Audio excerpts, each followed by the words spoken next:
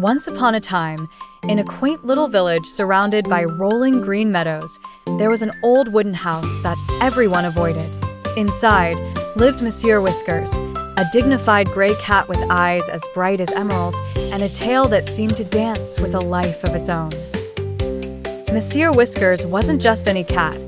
He was known for his extraordinary intelligence and his curious habit of reading all night long by the light of the moon. Every night, he'd curl up with a book while sipping a saucer of warm milk. Now, under the floorboards of Monsieur Whiskers' house lived a little mouse named Squeaky. Squeaky had a soft brown coat and the most cheerful squeak you could imagine. He was a playful soul, always dreaming of adventures and exploring the world beyond his tiny home. One foggy night, while Monsieur Whiskers was deep in a story about an adventurous cat who sailed across the seas, he heard a faint, rhythmical sound. It was Squeaky, humming a merry tune as he scurried around, collecting tiny crumbs for his supper. Monsieur Whiskers chuckled, his whiskers twitching with curiosity. How odd, he thought, to hear such a cheerful tune.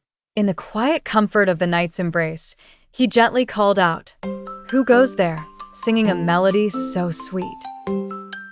Startled but intrigued, Squeaky hesitated for a moment. Then, summoning his courage, he peeked out from his little hole.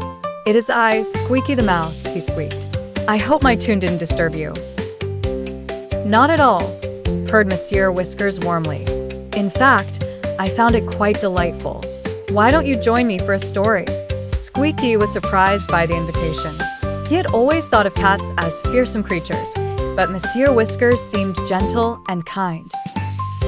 Carefully, he padded over to where Monsieur Whiskers lay. Together, they sat by the warm glow of the fireplace, with Squeaky nestled comfortably in Monsieur Whiskers' soft fur.